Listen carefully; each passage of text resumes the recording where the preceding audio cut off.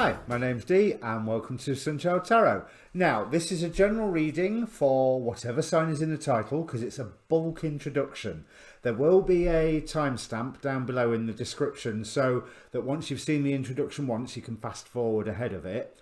And the reason I say that is because you want to watch more than one. This is for the full moon. So you want to watch your sun sign, naturally, the I am. You want to watch the rising sign, the I am becoming. But obviously, it's the full moon. You maybe want to watch your moon sign. There may be other areas of your chart you want to look at anyway. So, it's a general reading for the sign in the title down there. Now, this is the full moon in Pisces at 10 degrees Pisces. Now, a full moon is all about opposition. Moon opposed sun.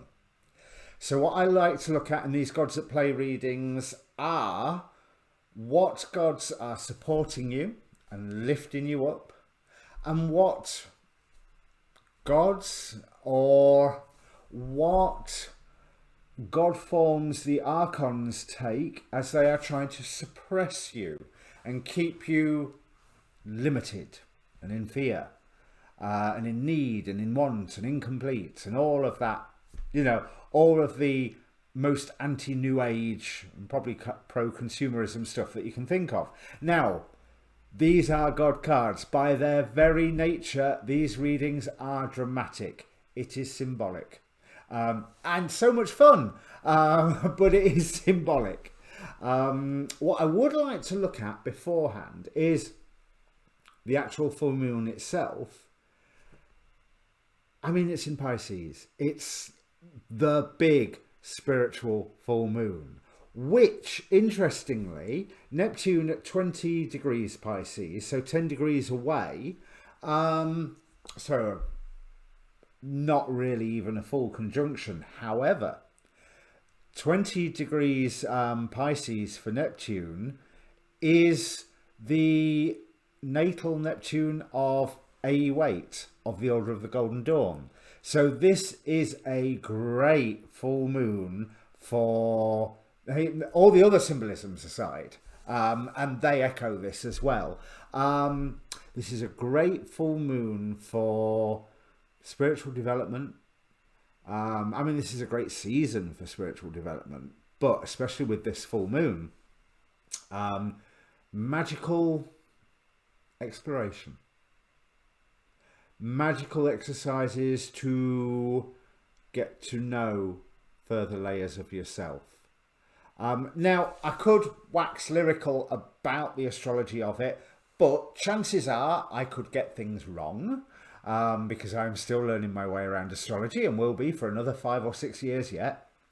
And down in the description, there is a link to the Facebook page for this group where I have already posted oodles of relevant videos from the YouTube astrologers about this full moon, and I will keep posting them as I find them once I've watched them myself and absorbed them all.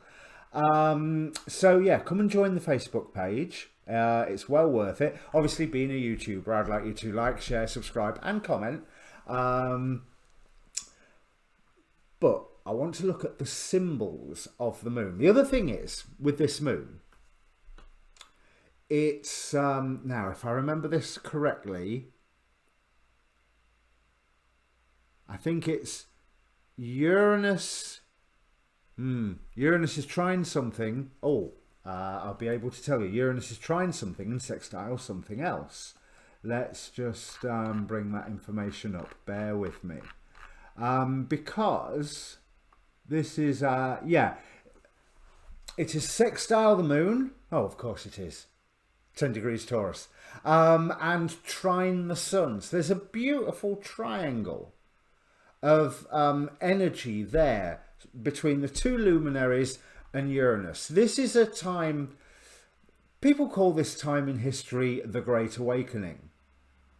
I'm not entirely sold on that idea, to be quite honest.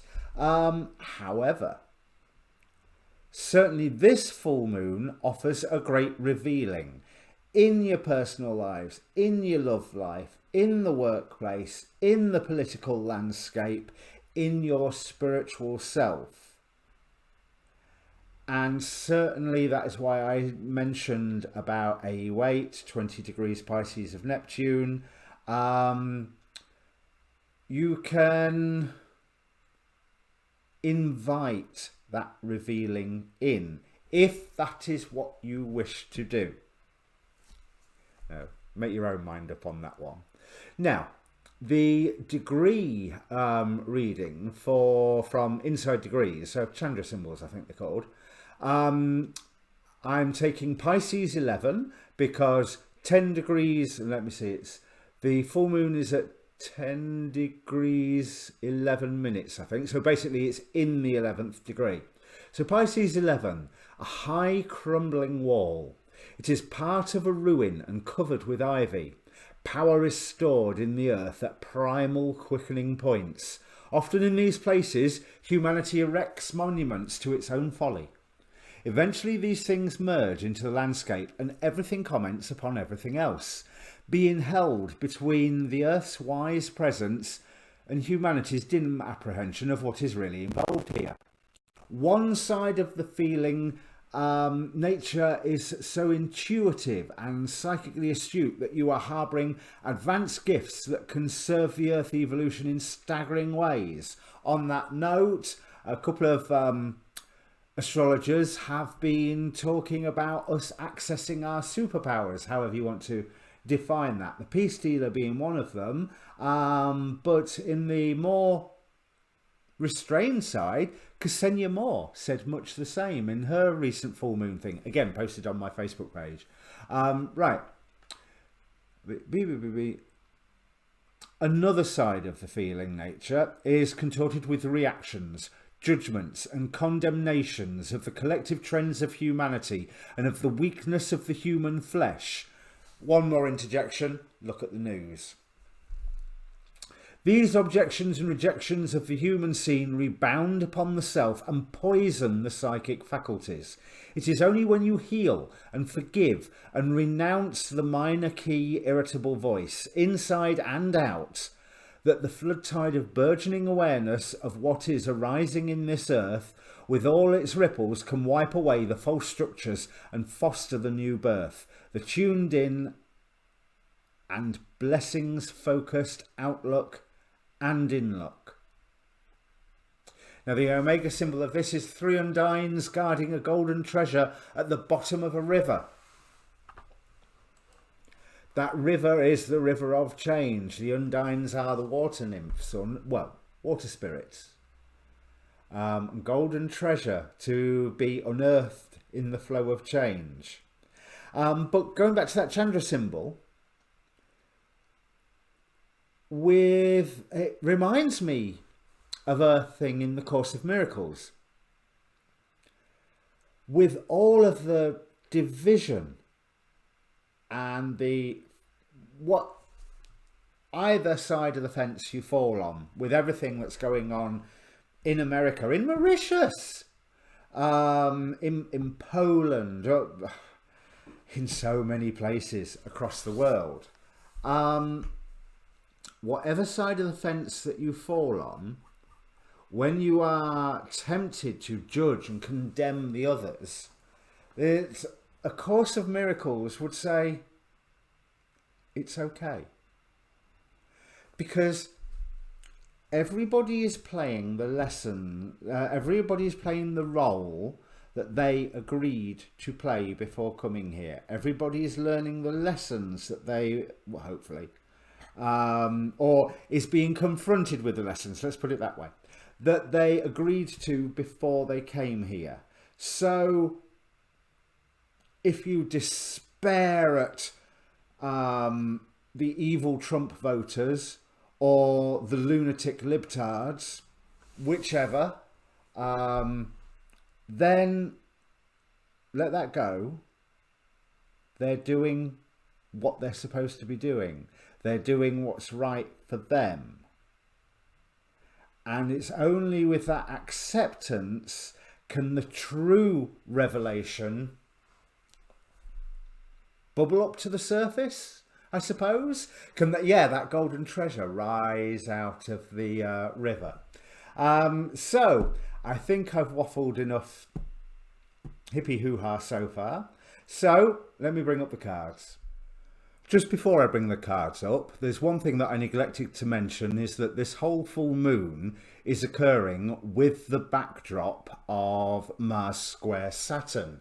And that shows that wanting to drive forward energy, but having our limitations being pointed out to us. Now, a few minutes have passed since I filmed the last bit, and I've just spent a lot of time thinking about it. I firmly believe in all the hippie claptrap that I just came out with. But it's not okay to shoot people. It is okay to fight back against those things that you find abhorrent. It is okay to demonstrate. It is...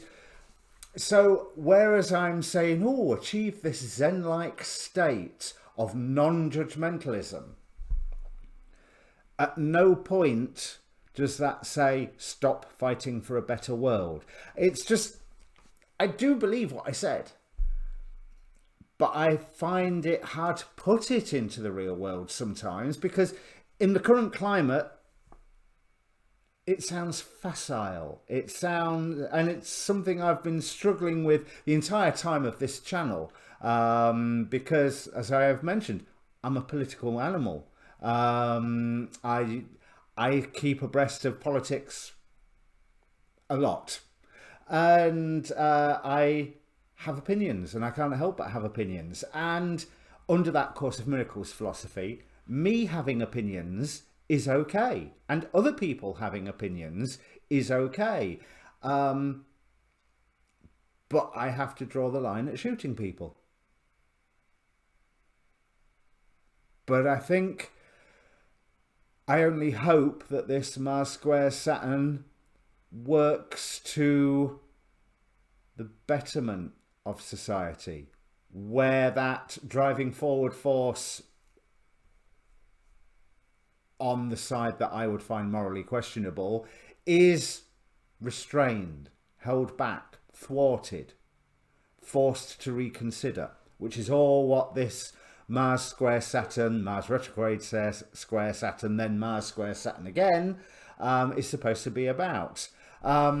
As I say, the astrologers can talk about it far better than me. Go and have a look on my Facebook page for the channel to see their videos. And don't forget, there is also an inbox where you can contact me directly if you are looking for a personal reading. And this time I really, really will bring the cards up, I promise. Okay then, Gemini, and welcome Gemini Rising and Gemini Moon if you've just joined us after the timestamp. Now I'm starting this month with, or this moon, with the gods that support you. So we have a very auspicious start with Aries and war, followed by Prometheus with sacrifice, Pele with purpose, Persephone twice with compliance and transformation, Eros with desire, and Dionysus with merrymaking. But what really draws my attention is those forces that are arraigned against you. We have Kali with fear and Typhoeus with fear, both at the same time. Now, even before the two fear cards came out, we had against you Poseidon with flow and Hephaestus with work. Now, seeing the archontic mask of Poseidon and flow, and of going with the flow, here it is suggesting that going with the flow is a bad idea. And as we get further along the row, we find the motivations. Fear. With Hephaestus with work, even with those first two cards, it's like, oh, well, give your job up, Gemini. Come on. You know you want to. It might not be that. But if you are thinking about striking out on your own, now's the time to do it. Theoretically, before September the 9th, and Mars goes retrograde. Because with the Mars square Saturn, it's not a good idea to be starting new jobs or anything like that right now. But I also get the feeling that this is not a start. This is something that has already started that you have yet to commit to. And it has been pointed out to you that whatever your extra commitment is, it is flying in the face of the needs of your day-to-day duties. Now, with Prometheus and sacrifice, that's indicating to me that something has to be given up. Some cost has to be paid in order for you to fulfill your purpose. And what precisely are you having compliance with? Are you having compliance with whatever is trying to hold you back? That is giving you this fear with Kali and Typhoeus, but offering you protection at the same time with Hecate here. Where I'm seeing Hecate as in her more villainous aspect here, as in, this is the three sisters here are like mirror universe versions of the Charmed triplets. Charmed sisters. I don't think they were triplets, were they? But they've come from that weird place where the Terran Empire came up, and they're not acting. The protection that they offer is a protection racket. You are getting protected from them by them.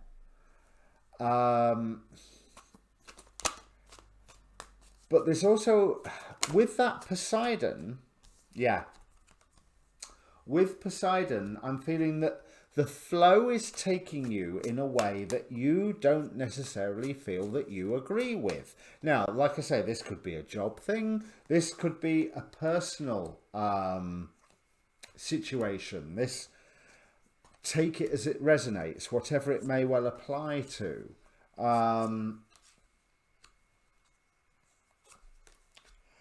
But by you rising up to challenge something and paying the cost that you know needs to be paid by you challenging this, you're getting an immense surge forward towards your own destiny, whatever that may be.